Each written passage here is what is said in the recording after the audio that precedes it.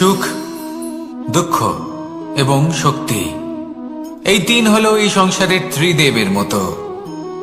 আমাদের জীবনে যা কিছু ঘটছে এই তিনটির ভিত্তির উপরেই হচ্ছে। আসলে এই সংসারের একটা নিয়ম আছে, যখনই আপনি কিছু লাভ করেন এই সংসার আপনার পরীক্ষা নেয়। এটা জানার জন্য আপনার পরীক্ষা নেয় যে আপনি যা কিছুই লাভ করেছেন আপনি কি আদৌ সেটার যোগ্য কিনা। ঠিক সেইভাবেই এই সুখ, দুঃখ এবং শক্তি আপনার পরীক্ষা নিয়ে থাকে। যখন সুখ আসে তখন সে আপনার পরীক্ষা নেয় যে আপনার মধ্যে অহংবোধ জাগ্রত হয়নি তো। যদি অহংবোধ চলে আসে তাহলে সুখ সেখানেই সঙ্গ ত্যাগ করে। দুঃখ আপনার ধৈর্যের পরীক্ষা নিতে থাকে, আর যদি আপনার মধ্যে ধৈর্য না থাকে তাহলে এটা আপনাকে আরো বেশি দুঃখের গভীর অন্ধকারে ঠেলে দেবে। সেখানে শক্তি পরীক্ষা নেয় আপনার বিনম্রতার। যদি আপনি বিনম্র না হন তাহলে হয় এই শক্তি আপনার সঙ্গ ত্যাগ করবে, নয় এই শক্তি বিনম্রতার অভাবে আপনার পতনের কারণ হতে পারে। এই সংসারে যে কোনো ব্যক্তি যিনি এই পরীক্ষায় উত্তীর্ণ হয়ে থাকেন এই জীবনে তিনি সাফল্য লাভ করেন। আসুন আমার সাথে ভালোবেসে বলুন, রাধা রাধা। মানুষের জীবনে উন্নতি লাভ করার জন্য তিনটি স্তম্ভের প্রয়োজন হয়। প্রথম স্তম্ভ শিক্ষা, এই শিক্ষা আমাদের জ্ঞান প্রদান করে। দ্বিতীয় স্তম্ভ ব্যবসা, যার দ্বারা আমরা ধন উপার্জন করি। তৃতীয় স্তম্ভ হলো আমাদের ঈশ্বর, আমাদের ইষ্ট। এনার সাথে যদি আমরা জুড়ে থাকতে পারি তাহলে এমন একটা মানসিক বল আপনি লাভ করবেন যেটা এই সংসারে আর কোথাও পাওয়া সম্ভব নয়। কিন্তু মানুষ অনেক সময় জীবনে এই তিনটি স্তম্ভ লাভ করা সত্ত্বেও সামনে অগ্রসর হতে পারেন না। তখনও জীবনে কঠিন পরিস্থিতি আসতেই থাকে। এমনটা ঠিক কেন হয়? কারণ সে জীবনে এই তিনটি স্তম্ভ লাভ করে নেয়, জীবনে প্রয়োগও করে, কিন্তু তার ভিতের কথা সে ভুলেই যায়। যেমন প্রথম স্তম্ভ অর্থাৎ শিক্ষা, এই শিক্ষার আধার হলো শুভ চেতনা। যদি অন্তরে শুভ চেতনা না থাকে তাহলে এই শিক্ষার কোনো গুরুত্ব থাকে না। দ্বিতীয় স্তম্ভ ব্যবসা, পরিশ্রম করে উপার্জন করতে হবে এই কথাটা আমরা সবাই জানি এবং সবাই চেষ্টাও করি, কিন্তু ব্যবসা করতে করতে আমরা এটা ভুলে যাই আমাদের ব্যবহার কেমন হয়ে পড়েছে। এই ব্যবহার যদি শুভ হয় তাহলে আমাদের উপার্জন আস্তে আস্তে একটা স্থির জায়গায় এসে পৌঁছবে।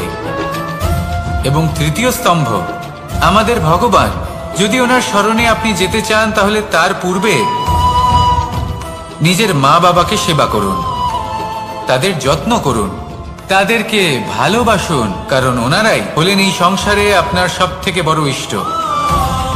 তাহলে তিন স্তম্ভের সাথে সাথে তাদের আধারকেও নিজের জীবনে প্রাধান্য দিন। কোনো সমস্যা আসবে না, জীবনে একের পর এক উন্নতি করবেন এবং এই মন প্রসন্ন হয়ে বলবে রাধা রাধা। আমাদের জীবনে আমরা যখনই এমন কোনো মানুষের সাথে পরিচিত হই যে বয়সে, পদে এবং আর্থিক দিক থেকে আমাদের থেকে পিছিয়ে, তখন আমরা সবাই খুব হীন নজরে তাদের দিকে দেখি। মনেই করি না যে সেই ব্যক্তির নিজস্ব একটা অস্তিত্ব রয়েছে, তার নিজেরও একটা মাহাত্ম্য রয়েছে। আমাদের মনেই হয় না যে আমাদের সামনে দাঁড়িয়ে থাকার যোগ্যতা আছে তাদের। চলুন আপনাকে একটা প্রশ্ন করি, শূন্যের নিজস্ব মূল্য কোথায়? আপনি বলবেন কিছুই না। শূন্যের আবার নিজস্ব মূল্য কোথায়? কিন্তু যখন এই শূন্যই কোনো সংখ্যার সাথে এসে যুক্ত হয়ে যায়, কোনো অঙ্কের সাথে এসে যুক্ত হয়ে যায়, তখন তার মূল্য অনেক গুণ বৃদ্ধি পায়। অর্থাৎ এই শূন্যের মূল্য অবশ্যই আছে।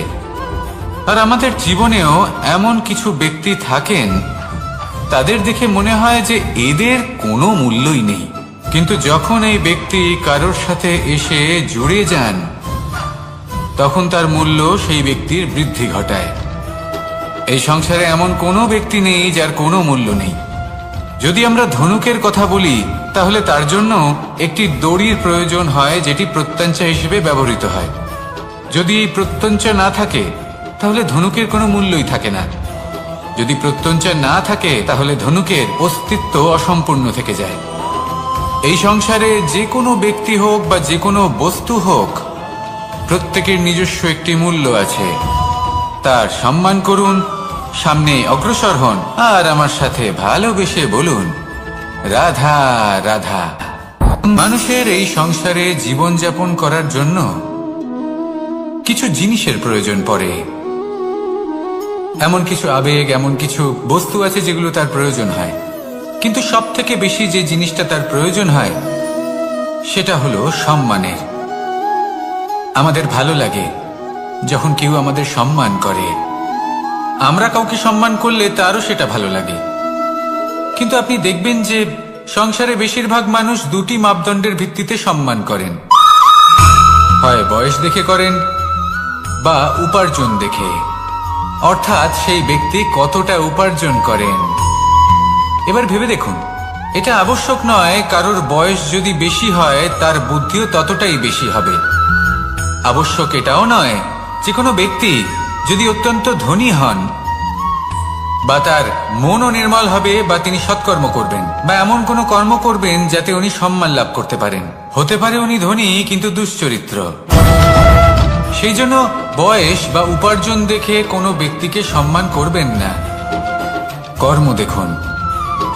যদি গভীরভাবে ভেবে দেখেন তাহলে দেখবেন যদি কোনো মানুষ কোনো সৎকর্ম করেন তাহলে তার প্রতি হৃদয় থেকে সম্মান জাগ্রত হয়। এটাই হলো সেই সম্মান যা অর্জন করতে হবে। বয়স আজ আছে, কাল আরো বৃদ্ধি পাবে। উপার্জন আজ আছে, কাল সেটা কমে যেতেও পারে। কিন্তু যদি আপনি নিরন্তর শুভকর্ম করতে থাকেন তাহলে আপনি মৃত্যুর পরেও অমর হয়ে থাকবেন। আসুন আমার সাথে ভালোবেসে বলুন রাধা রাধা। ভয়ের সাথে আমরা সবাই পরিচিত, কষ্টও আমরা সবাই পেয়েছি।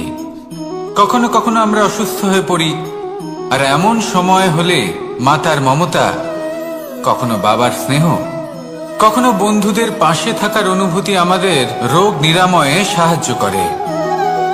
কখনো যদি আমরা নিরাশ হয়ে পড়ি, তখন যদি আমাদের কোনো আপনজন আমাদের দুটো ভালো কথা বলে তখন আমাদের মনোবল বেড়ে যায়। ঠিক তেমন সংসারের এই রঙ্গমঞ্চে যদি আপনি পীড়িত অনুভব করেন, কিছু শুভ কথা আলোচনা করুন, কিছু স্তুতি গান করুন, কিছু মুহূর্তের জন্য হলেও নিজের ইষ্টদেবের কথা স্মরণ করুন আর প্রার্থনা করুন। সাহস বাড়বে, শক্তিও বৃদ্ধি পাবে এবং সামনে এগিয়ে চলার পথও দেখতে পাবেন। তখন এই মন প্রসন্ন হয়ে বলবে রাধা রাধা। মানুষের জীবনে উন্নতি লাভ করার জন্য তিনটি স্তম্ভের প্রয়োজন হয়। প্রথম স্তম্ভ শিক্ষা। এই শিক্ষা আমাদের জ্ঞান প্রদান করে। দ্বিতীয় স্তম্ভ ব্যবসা, যার দ্বারা আমরা ধন উপার্জন করি।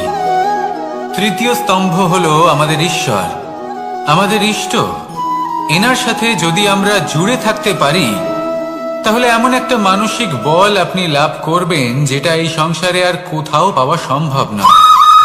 কিন্তু মানুষ অনেক সময় জীবনে এই তিনটি স্তম্ভ লাভ করা সত্ত্বেও সামনে অগ্রসর হতে পারেন না। তখনও জীবনে কঠিন পরিস্থিতি আসতেই থাকে। এমনটা ঠিক কেন হয়? কারণ সে জীবনে এই তিনটি স্তম্ভ লাভ করে নেয়, জীবনে প্রয়োগও করে, কিন্তু তার ভিতের কথা সে ভুলেই যায়। যেমন প্রথম স্তম্ভ অর্থাৎ শিক্ষা। এই শিক্ষার আধার হলো শুভ চেতনা। যদি অন্তরে শুভ চেতনা না থাকে তাহলে এই শিক্ষার কোনো গুরুত্ব থাকে না। দ্বিতীয় স্তম্ভ ব্যবসা। পরিশ্রম করে উপার্জন করতে হবে, এই কথাটা আমরা সবাই জানি এবং সবাই চেষ্টাও করি। কিন্তু ব্যবসা করতে করতে আমরা এটা ভুলে যাই আমাদের ব্যবহার কেমন হয়ে পড়েছে। এই ব্যবহার যদি শুভ হয় তাহলে আমাদের উপার্জন আস্তে আস্তে একটা স্থির জায়গায় এসে পৌঁছবে।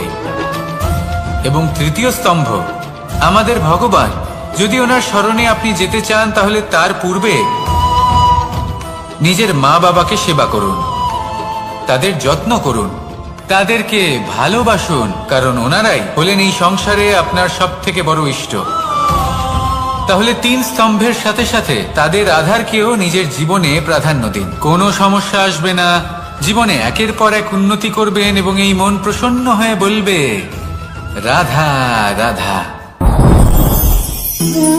সুখ, দুঃখ এবং শক্তি, এই তিন হলো এই সংসারের ত্রিদেবের মতো।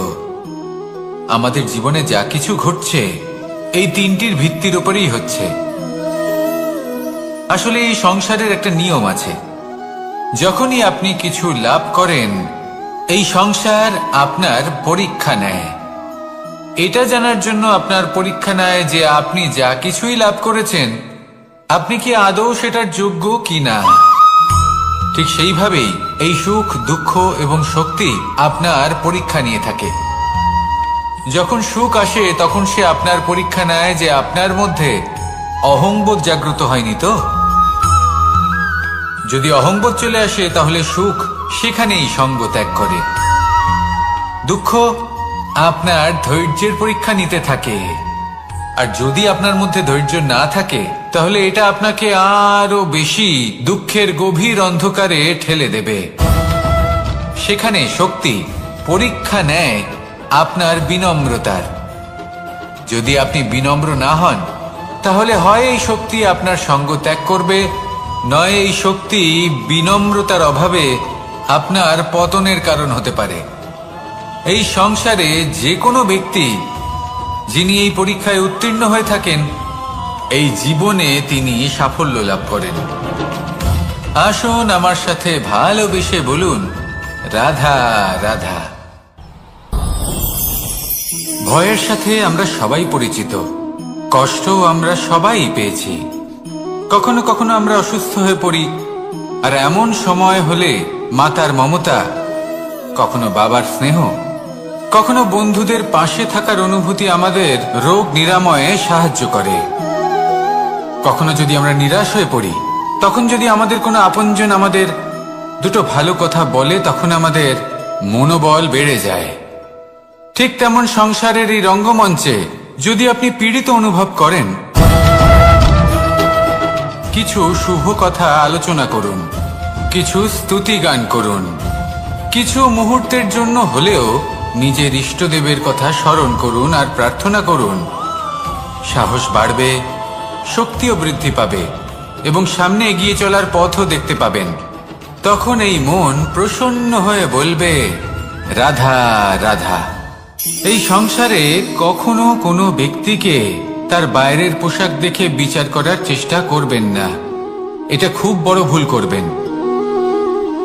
যেমন আমরা জীবনে অনেক সময় এমন করি, ধরুন কোথাও একটা গাছ দেখলাম, খুব বিশাল আকারের একটা গাছ, যেটা মাটির থেকে অনেক উঁচুতে পৌঁছে গেছে, যার বিশাল শাখা আছে। সেগুলো দেখে আমরা ভাবি যে এই গাছে হয়তো কত সুস্বাদু ফল আছে, আমরা সেই গাছের পরিচর্যা করতে থাকি। আবার অন্যদিকে হলো একটি তৃণ, যেটা মাটি থেকে কিছুটা উঁচুতে পৌঁছেছে, কিন্তু সেই তৃণর নিচে, মাটির নিচে অত্যন্ত সুস্বাদু ফল বা সবজি জন্ম নেয়, যা আমাদের স্বাস্থ্যের পক্ষে অত্যন্ত উপকারী। সেই জন্য কখনো আবরণ দেখে কাউকে বিচার করতে চেষ্টা করবেন না। তার বদলে এটা বোঝার চেষ্টা করুন যে আপনার সামনে যে ব্যক্তি আছে বা বস্তু আছে তার বিশেষত্ব কি। যদি এই বিশেষত্ব বোঝার ক্ষমতা আপনি অর্জন করেন, যদি এই শিল্প আপনি নিজের ভেতরে জাগ্রত করেন, তাহলে এই সংসারে বিশেষত্ব কি সেটা আপনি জানতে পারবেন। আর এই সমস্ত খেলা দৃষ্টি থেকে নয়, দৃষ্টিভঙ্গি থেকে জন্ম নেয়। দৃষ্টিভঙ্গি সবসময় শুভ রাখুন আর আমার সাথে ভালোবেসে বলুন, রাধা রাধা। যখন আমরা কোনো বনে প্রবেশ করি তখন এই সবুজ ঘাস দেখে, এই কোমল ঘাস দেখে আমাদের মন প্রফুল্ল হয়ে ওঠে। ভিন্ন ভিন্ন প্রজাতির ফুল, ভিন্ন ভিন্ন রঙের ফুল দেখে এই মন আনন্দে ভরে ওঠে। এখানে শিশুরা আনন্দ লাভ করে, বড়রা ভোজন গ্রহণ করেন, কথাবার্তা বলেন, হাঁটাহাঁটি করে বেড়ান। এবার ভেবে দেখুন, যখন এই উপবনের নির্মাণ হয়েছিল সেই সময় যদি এই মাটিকে সঠিকভাবে খনন না করা হতো, যদি তাতে সঠিকভাবে বীজ রোপণ না করা হতো, যদি কোনো সংঘর্ষ না হতো, পরিশ্রম না করা হতো, যদি চলতে চলতে পায়ে কাঁটা না বিঁধে যেত, তাহলে এই সুন্দর বন দেখে আমরা কি এই আনন্দ লাভ করতে পারতাম? কখনোই নয়। ধরুন কোনো নদীর তটে সুন্দর একটি বন আছে, সেই বনের আনন্দ লাভ করতে গেলে আপনাকে সেই নদী পার করতেই হবে। যদি সুখের নদীর কাছে পৌঁছতে চান তাহলে তটে যে কাঁটা রয়েছে সেগুলোর সাথে সংঘর্ষ করতেই হবে। এই সংসারে যদি আপনি সুখ লাভ করতে চান তাহলে সুখ লাভের এই যাত্রা শুরু করতে হবে সংঘর্ষ দ্বারা। তাহলে সংঘর্ষকে স্বাগত জানান, এর পেছনেই সুখ রয়েছে যা আপনার জন্য অপেক্ষা করছে। এবার হাসুন আর আমার সাথে ভালোবেসে বলুন, রাধা রাধা। মানুষ সুখী জীবন যাপনের প্রতি এতটাই অভ্যস্ত হয়ে পড়ে যে একটা ছোট্ট সমস্যা এলেই সে সবার থেকে সাহায্য চাইতে শুরু করে দেয়।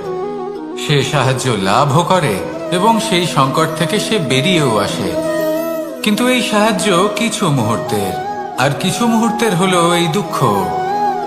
এই দুই মুহূর্তের সাহায্যের জন্য আজীবন আপনি তার কাছে ঋণী হয়ে থাকেন। আর মানবিকতার খাতিরে আপনার মনে কৃতজ্ঞতা জেগে ওঠে, আর সেই কৃতজ্ঞতা বোধ হলো যে আপনি কখনো সেই ব্যক্তিকে ছাপিয়ে যেতেই পারবেন না। সেই জন্য জীবনে সবসময় চেষ্টা করবেন নিজেকে প্রস্তুত রাখতে সেই সব সমস্যার জন্য, সেই সব বাধার জন্য যেগুলো আপনার জীবনে আসতে পারে। ততক্ষণ সাহায্য চাইবেন না যতক্ষণ না অন্য কোনো পথ না থাকছে। সাহায্য চাওয়া অনুচিত নয়, কিন্তু সাহায্য চাইলে এবং সাহায্য পেলে আপনি আজীবন কৃতজ্ঞ এবং ঋণী হয়ে থাকবেন। আর তারপর একদিন আপনি পরিবর্তন দেখতে পাবেন যে কিভাবে আপনি ছোট ছোট সমস্যার জন্য সাহায্য না চেয়ে বড় বড় সমস্যার সম্মুখীন হতে প্রস্তুত হয়ে গেছেন। এটাই হলো সংসারের নীতি। এটাই পালন করুন আর আমার সাথে ভালোবেসে বলুন, রাধা রাধা। আপনি কখনো কাউকে পর্বতে আরোহণ করতে দেখেছেন? বা আপনি কখনো নিজে কোনো পর্বতে আরোহণ করেছেন? করে থাকলে আপনি এই বিষয়ে অবশ্যই জানবেন যে যখন আমরা শিখরের দিকে এগোই, ওপরের দিকে এগিয়ে চলি, তখন আমাদের একটু ঝুঁকে পথ চলতে হয়। তখনই আমরা সেই পর্বত আরোহণ করতে পারি। কিন্তু যে ব্যক্তি নিচের দিকে ফিরে আসছেন তিনি কিন্তু ঝুঁকে চলেন না, তিনি দৃঢ়ভাবে সোজা হয়ে নিচে নামেন। এই ভারসাম্য বজায় রাখার এই খেলাতে সংসারের একটা সার লুকিয়ে রয়েছে। যদি আপনিও জীবনে উঁচুতে উঠতে চান, শিখরে পৌঁছতে চান, তাহলে আপনাকেও নত হয়ে বিনম্র হয়ে সামনে এগোতে হবে। সেখানে যদি আপনি বুক চিতিয়ে উদ্ধতভাবে অহংকার বোধ নিয়ে চলতে থাকেন, সেখান থেকেই আপনাকে নিচে নামতে হবে। কোনো ব্যক্তি তার বিনম্র স্বভাব দেখেই বোঝা যায় যে সেই ব্যক্তি সাফল্যের শিখর দেশে আরোহণ করছে নাকি নিচে তথা খাদের দিকে যাত্রা করছে। তাই সবসময় বিনম্র থাকুন, শ্রেষ্ঠ কর্ম করুন, পরিশ্রম করুন আর আমার সাথে ভালোবেসে বলুন, রাধা রাধা। মানুষের জীবনে স্বচ্ছতার একটা আলাদা গুরুত্ব আছে। যদি আপনি নিজেকে স্বচ্ছ রাখেন তাহলে আপনার নিজেরও ভালো লাগবে, সামনের ব্যক্তিরও ভালো লাগবে, একটা অন্যরকম প্রভাব পড়বে। কিন্তু একজন শ্রেষ্ঠ ব্যক্তি কিভাবে হয়ে ওঠা সম্ভব? যার মধ্যে গুণ আছে, শিক্ষা আছে, শুভ চেতনা আছে, যিনি সৎকর্ম করেন। কিভাবে হব সেই ব্যক্তি যার মধ্যে জ্ঞান আছে? শুধুমাত্র স্বচ্ছ থাকলে তো তা হওয়া সম্ভব নয়। প্রথমে আপনাকে বুঝতে হবে যে মানুষের মধ্যে চারটি মূল তত্ত্ব আছে। প্রথম হলো তার শরীর, যার দ্বারা উনি যে কোনো কর্ম করে থাকেন। দ্বিতীয় তত্ত্ব হলো তার মন, যার দ্বারা কোনো কর্ম করার জন্য সে নিজেকে প্রেরণা দিতে থাকে। তৃতীয় তত্ত্ব হলো বুদ্ধি, যে কর্ম আমরা করতে চাই, যে লক্ষ্যে আমরা পৌঁছতে চাই, সেটা আমরা কিভাবে কোন পথে করব সেটা স্থির করা যায় বুদ্ধি দিয়ে। আর চতুর্থ তত্ত্ব হলো আত্মা। আত্মা হলো এমন এক তত্ত্ব যার কোনো সমাপ্তি নেই। আত্মা হলো অজয়, কিন্তু এরও শুদ্ধিকরণের প্রয়োজন হয়। এই চারটি তত্ত্বের শুদ্ধিকরণ করতে থাকুন, এতে নির্মল রাখুন, শুদ্ধ রাখুন। এবং এটা কিভাবে হবে? শুভ চেতনা দ্বারা, জ্ঞানের দ্বারা, এবং সব থেকে বেশি গুরুত্বপূর্ণ প্রেমের দ্বারা। আসুন আমার সাথে ভালোবেসে বলুন, রাধা রাধা। এই জীবনে তিনটি গুরুত্বপূর্ণ শব্দ আছে যা বোঝা আমাদের কাছে খুব গুরুত্বপূর্ণ, এবং এই তিনটি শব্দের নিজস্ব অর্থ আছে। প্রথম হলো সঙ্গবদ্ধতা, অর্থাৎ একসাথে মিলে কাজ করতে হবে, একসাথে মিলে পরিশ্রম করতে হবে, সামনে এগোতে হবে। এরকম করতে পারলে আপনার শক্তি বৃদ্ধি পাবে, আপনার ক্ষমতা বৃদ্ধি পাবে, আপনি এগোতে পারবেন এবং অনেক দূরে যেতে পারবেন। দ্বিতীয় হলো আত্মবিশ্বাস। হেরে যাওয়া বস্তুও আবার জিতে নিতে পারবেন। যদি আপনার নিজের আত্মবিশ্বাস থাকে তাহলে আপনি কখনো পরাজিত হবেন না। এবং তৃতীয় হলো অহংকার। জয়লাভ করার পরেও কিন্তু এটা আপনাকে পরাজিত করতে পারে। সেই জন্য জীবনে সঙ্গবদ্ধ হন, আত্মবিশ্বাস রাখুন, কিন্তু কখনোই অহংকার করবেন না। এই অহংকার আপনার থেকে সব কিছু কেড়ে নিতে পারে। এই অহংকারের জন্যই মথুরাপতি কংস নিজের পতনের দিকে অগ্রসর হয়েছিলেন। এই অহংকারকে ত্যাগ করুন আর আমার সাথে ভালোবেসে বলুন, রাধা রাধা। এই সংসারে সব থেকে বেশি কঠিন কাজ কোনটা? কেউ বলবেন যুদ্ধ করা, কেউ বলবেন ধন অর্জন করা, আবার কেউ বলবেন জ্ঞান অর্জন করা সব থেকে বেশি কঠিন। এবার প্রত্যেক ব্যক্তির নিজস্ব অভিজ্ঞতা আছে আর সেই অনুসারে তার নিজস্ব একটা উত্তর আছে। সাধারণভাবে দেখতে গেলে এই সংসারে সব থেকে কঠিন হলো তপস্যা করা, অর্থাৎ সব কিছু ত্যাগ করে তপস্যায় নিজেকে বিলীন করে দেওয়া। এবার এর থেকে বেশি কঠিন এই সংসারে আর কি বা হতে পারে? এই সংসারে, এই সমাজে, নিজের পরিবারের মধ্যে থেকেও ধৈর্য ধরে সামনে অগ্রসর হওয়া, এটা হলো সব থেকে কঠিন কাজ। কারণ যখন আপনি তপস্যা করেন তখন সেখানে আপনার ধৈর্য ভাঙার মতো কেউ থাকেন না, না কোনো বন্ধু, না কোনো আত্মীয়, না কোনো শত্রু, কেউ না। কিন্তু যখন আপনি এই সমাজে, এই পরিবারে থাকেন, কোনো না কোনো ব্যক্তি এসে আপনার ধৈর্যের বাঁধ ভেঙে দেওয়ার ক্ষমতা রাখেন। তারা আপনার ধৈর্যের বাঁধ ভেঙে দেয়, আর কখনো কখনো তারা অনিচ্ছাকৃতভাবেই সেটা করে থাকেন। কারণ তাদের মানসিকতা আপনার থেকে আলাদা, তাদের কর্ম আপনার থেকে আলাদা, তাদের দৃষ্টিভঙ্গি আপনার থেকে আলাদা, জীবন যাপন আপনার থেকে আলাদা। সেক্ষেত্রে আপনি ধৈর্যচ্যুত হন, প্রসন্নতা আপনার থেকে ছিনিয়ে নেওয়া হয়। সেই জন্য এই সংসারে, এই পরিবারের থেকেও ধৈর্য ধরে সামনে অগ্রসর হওয়া কোনো পর্বতের শিখরে গিয়ে তপস্যা করার থেকেও অনেক বেশি কঠিন।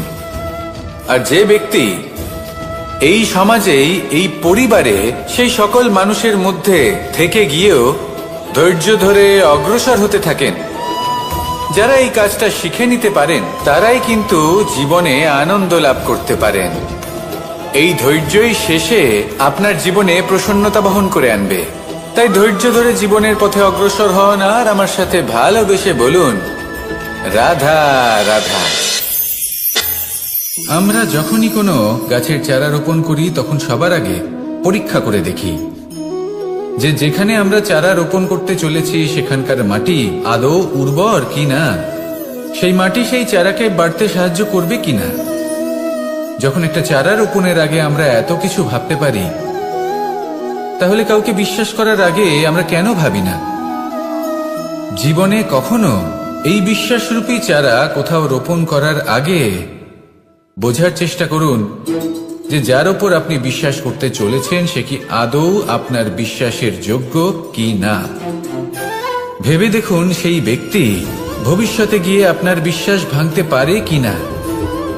এটাও ভেবে দেখুন যে যাকে আপনি বিশ্বাস করতে চলেছেন তাকে আপনি বিশ্বাস করলে নিজের জীবনের উদ্দেশ্যে আপনি অগ্রসর হতে পারবেন কিনা। আর তার জন্য প্রয়োজন সঠিক সিদ্ধান্ত, পরখ করা, কোনটা উচিত কোনটা অনুচিত সেটা বোঝা। আর তাতে কিন্তু আপনি সন্দেহবাতিক হবেন না, তাতে আপনি আরো নিপুণ হয়ে উঠবেন। তাই যদি আপনি নিপুণ হয়ে উঠতে চান তাহলে বোঝার চেষ্টা করুন, পরখ করে দেখুন, কোনটা উচিত কোনটা অনুচিত বুঝুন, আর বিশ্বাস তখনই করুন যখন আপনি 100% নিশ্চিত হবেন যে সে বিশ্বাসের যোগ্য। আসুন আমার সাথে ভালোবেসে বলুন, রাধা রাধা। রাধা কখনো কখনো আমার জন্য বড়ই সুগন্ধি আতর নিয়ে আসে, পারিজাত ফুলের মালা নিয়ে আসে আমার প্রসাধন করবে বলে, এবং আমার সব থেকে বেশি প্রিয় মাখন নিজে হাতে বানিয়ে আনে আমাকে নিজে হাতে খাইয়ে দেবে বলে, সবকিছু আমাকে প্রসন্ন করবে বলে। কিন্তু আপনি কখনো ভেবেছেন যে এই আতর কিভাবে বানানো হয়? সহস্র ফুলের পাপড়ি একসাথে পিষে নিতে হয়, তারপরে তার থেকে যে রস নিঃসৃত হয় সেই রস দ্বারাই আতর তৈরি।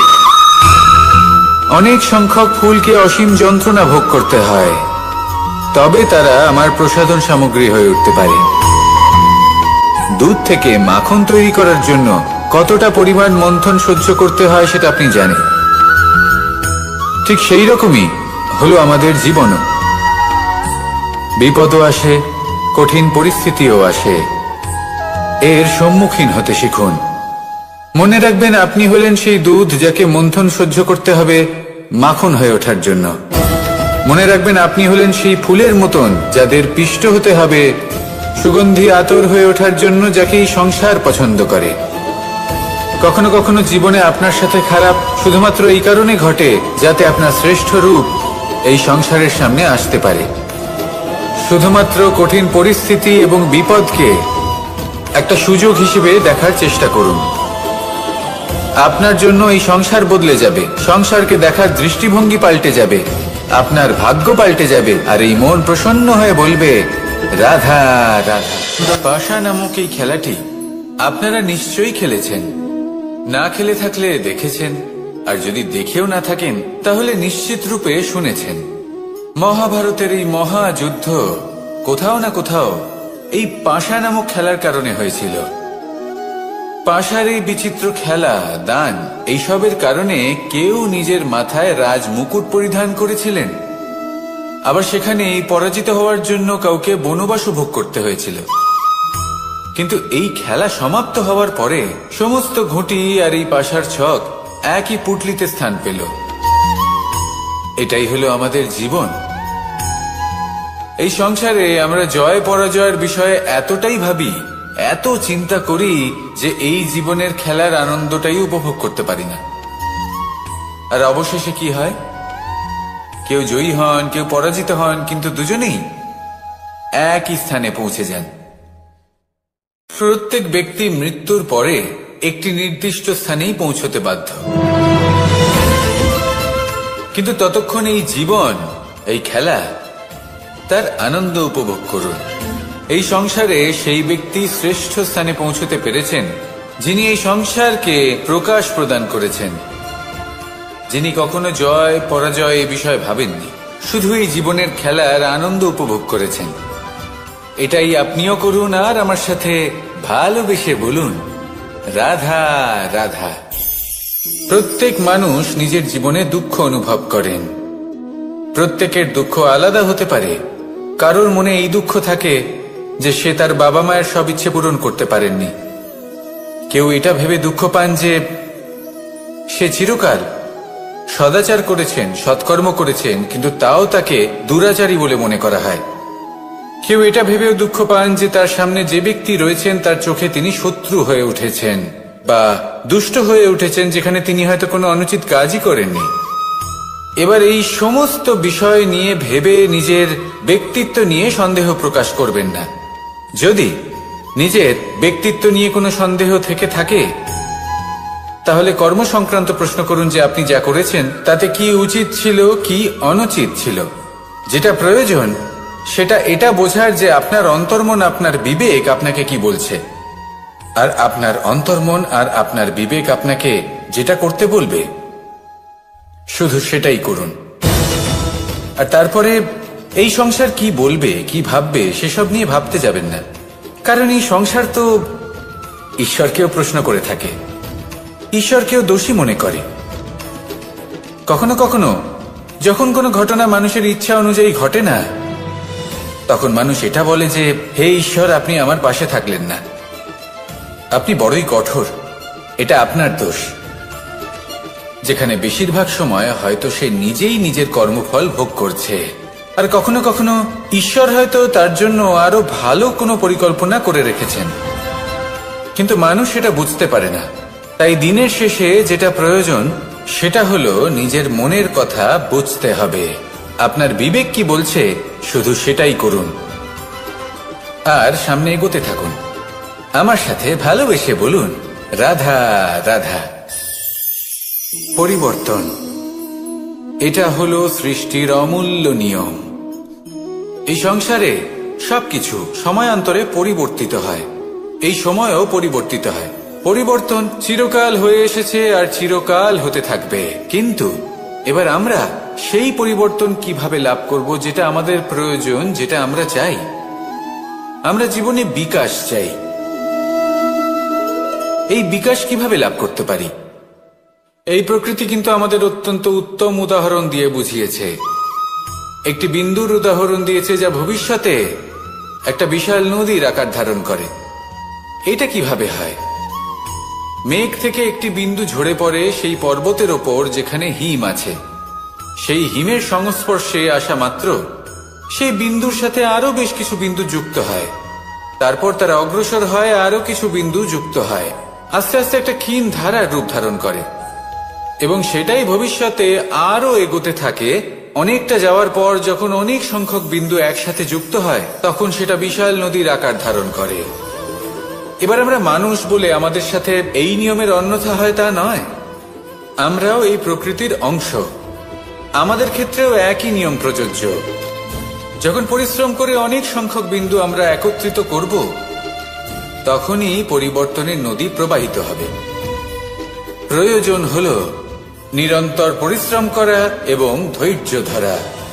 এটা করতে থাকুন, জীবনে সবকিছু লাভ করতে পারবেন, কারণ প্রকৃতি আমাদের এটাই শিখিয়েছে, আর আমরা এই ব্রহ্মরই একটি অংশ, যার দ্বারা এই ব্রহ্মাণ্ড নির্মিত। আসুন আমার সাথে ভালোবেসে বলুন, রাধা রাধা। কখনো এই প্রকৃতির দিকে তাকিয়ে থাকবেন। এই প্রকৃতি অনেক ধরনের শিক্ষা দেয়। কোন একটা গাছকে দেখুন, কিভাবে সে মাটি থেকে জল শুষে নেয়। সে ঝড় হোক বা হোক কড়া রোদ, সব সহ্য করে এবং অবশেষে সে ফল ধারণ করে। আর সেই ফল উৎপন্ন করার পরে সে ফল কিন্তু সে নিজে গ্রহণ করে না, এই সংসারকে প্রদান করে, যাতে পশু পাখি মানুষ তারা এই ফল গ্রহণ করে শক্তিশালী হয়ে উঠতে পারে, সুস্থ থাকতে পারে।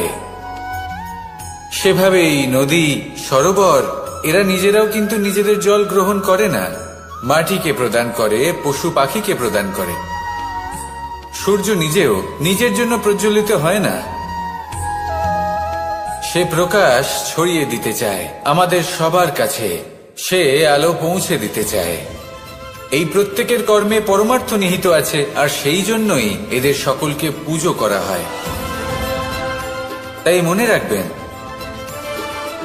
আপনার কাছে জীবন যাপনের অতিরিক্ত যা কিছুই আছে তা পরমার্থের জন্য।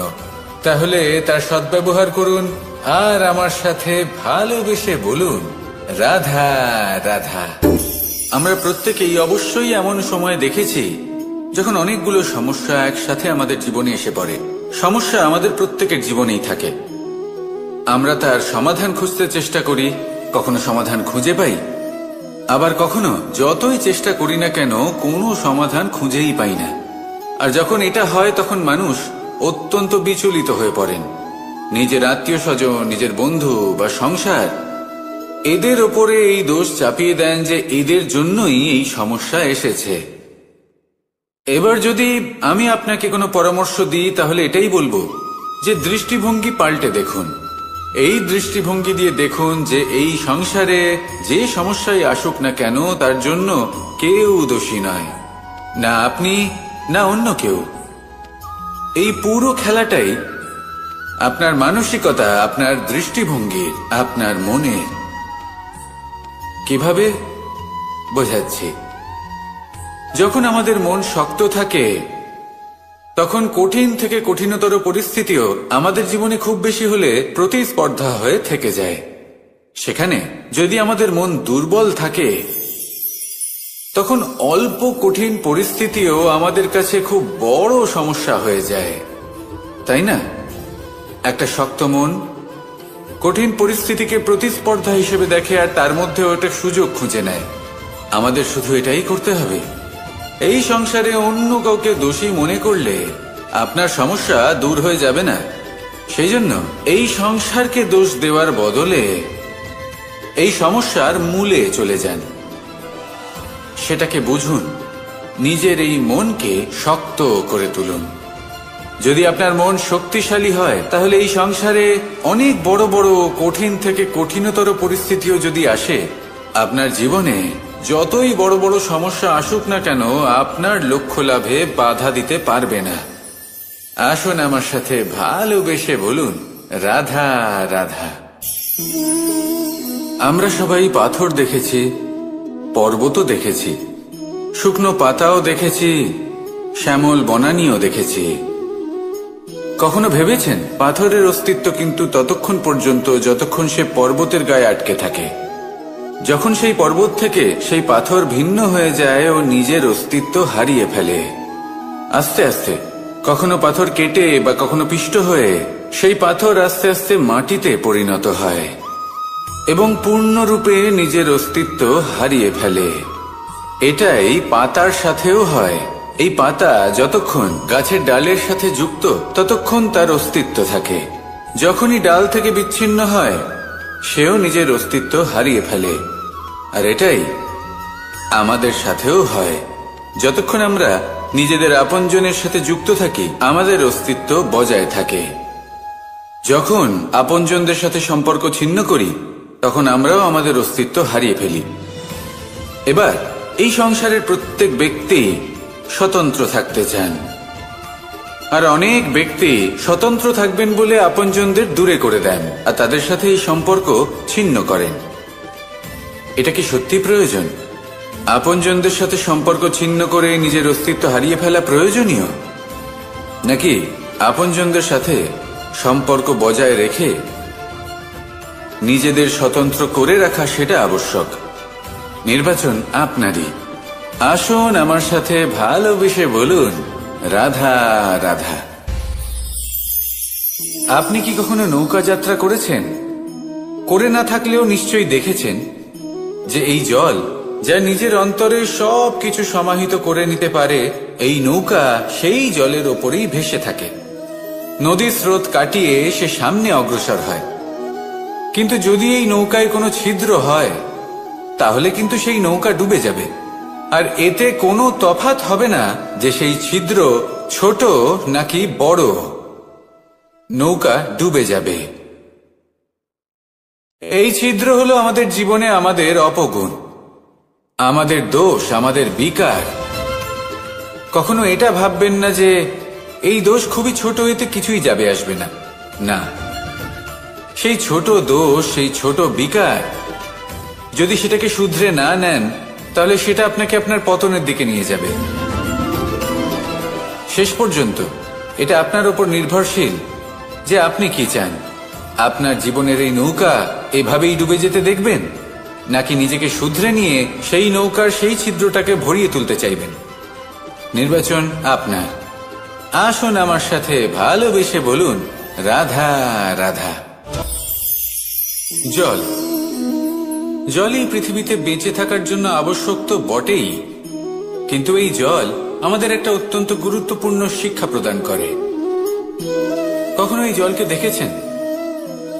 যে পরিস্থিতিতে এই জল প্রবাহিত হোক না কেন, এর উপর যা কিছুই প্রভাব থাকুক না কেন, এর পথে যতই বাধা আসুক না কেন, তার মধ্যে থেকে ও নিজের পথ ঠিক বের করে নেয়, কিন্তু নিজের প্রবাহ থামতে দেয় না, ক্রমাগত অগ্রসর হতে থাকে। সেরকমই একটা শিক্ষা যেটা আমরা জল থেকে পেয়ে থাকি, তা হলো এটা: আমরা যখন জলের দিকে তাকাই, তখন আমরা নিজের প্রতিবিম্ব দেখি, স্পষ্টভাবে দেখতে পাই। কিন্তু তখনই দেখতে পাই যখন এই জল শান্ত থাকে, স্থির থাকে। যদি এই জল অশান্ত হয়ে থাকে, স্থির না হয়, তাহলে আমরা এতে নিজের প্রতিবিম্ব দেখতে পাই না। এটাই আমাদের মনের সাথেও হয়ে থাকে। যখনই জীবনে কোনো সংকট, সময়, এই সময় আসলে কি? এই সময় একটা সরল রেখা তো কখনোই নয়। সময় হলো একটা চক্র, যেখানে এর আদি সেখানেই হলো এর অন্ত, আর যেখানে তা শেষ হয় সেখান থেকেই তার শুরু হয়। এই সময় একটা অত্যন্ত বিচিত্র চিন্তা, বিচিত্র ভাবনা, একটা বিচিত্র বস্তু যা কেউ বুঝতে পারেন না। এই সময়ের লীলা, এর কোনো প্রমাণ নেই, কোনো জ্ঞান নেই, কোনো পরিমাপ নেই। শুধু এটুকু আমরা জানতে পারি, যেখানে শেষ হবে সেখান থেকে একটা নতুন সূচনাও হবে। যা আজ আপনার কাছে আছে কাল অন্য কারোর কাছে যাবে, তারপরে তার কাছ থেকেও অন্য কারোর কাছে যাবে, তারপরে তার থেকেও ছিনিয়ে নেওয়া হবে। এই নিয়তির একজনের কাছ থেকে অন্যজনের কাছে আদান প্রদানের এই সময় হলো আপনার সময়। এই সময়ের সদ্ব্যবহার করুন, এই সময়কে বাঁচুন। আপনাকে শুধু এটাই সুনিশ্চিত করতে হবে যে আপনি কোন পক্ষে আছেন। আর সত্যি বলতে কি, আপনার জীবনের পরিণাম নির্ভর করে আপনার নির্বাচনের ওপর। আপনি কোন পক্ষ নির্বাচন করছেন। তাহলে মনে রাখবেন, জীবনে সেই পক্ষই নির্বাচন করবেন যা চয়ন করার পরে আপনি সুখ অনুভব করবেন, আপনি সন্তোষ লাভ করবেন, প্রসন্নতা লাভ করবেন। আর আমি এটাই সুনিশ্চিত করব যে এই পক্ষ যেন শান্তির পক্ষ হয়, এই পক্ষই যেন প্রেমের পক্ষ হয়। তাহলে চিন্তা করবেন না, আর আসুন আমার সাথে ভালোবেসে বলুন, রাধা রাধা।